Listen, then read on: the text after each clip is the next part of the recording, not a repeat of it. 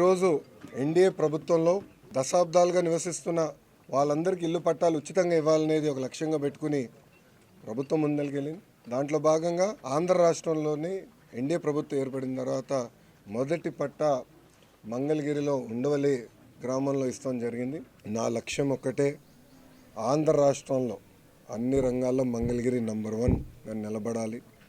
ఒక పక్క వ్యాపార రీత్యా కానివ్వండి, పేదరికం నిర్మూలన కానివ్వండి, సోషల్ ఇన్ఫ్రాస్ట్రక్చర్ కానీ, హార్డ్ ఇన్ఫ్రాస్ట్రక్చర్ కానీ అన్ని రంగాల్లో మంగళగిరి అగ్రస్థానంలో ఉండే లక్ష్యంతో ఒక శాసనసభ్యుడిగా నేను ఇక్కడ పనిచేస్తాం జరుగుతుంది. దశాబ్దాలుగా పట్టాలు కావాలి మాకని ప్రజల కోరిక.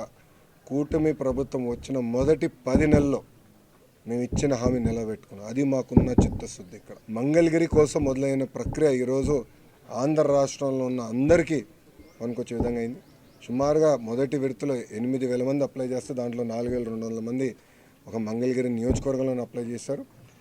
రేపటి నుంచి సుమారుగా 6 రోజుల పాటు ప్రతి కుటుంబాన్ని నేను కలుస్తున్నా. ఏదైతే నేను హామీ ఇచ్చానో బట్టలు పెట్టి పసుపు కుంకాలతో నేను పట్టా ఇస్తాను, ఆ హామీ నిలబెట్టుకునే ప్రక్రియ రేపటి నుంచి ప్రారంభమవుతుంది. అది చూసి ఆంధ్ర రాష్ట్రంలో ఉన్న 164 తెలుగుదేశం, జనసేన, భారతీయ జనతా పార్టీ శాసనసభ్యులపైన ఒత్తిడి పెరుగుతుందని భావిస్తున్నా. మీరందరూ ఒకసారి ఆలోచిస్తే ఇప్పుడు ఈరోజు ఇచ్చిన పట్టా ప్రభుత్వ విలువ 9 లక్షల రూపాయలు. ఇంకా మార్కెట్ విలువ ఎంతో మీరే అంచనా కట్టచ్చు.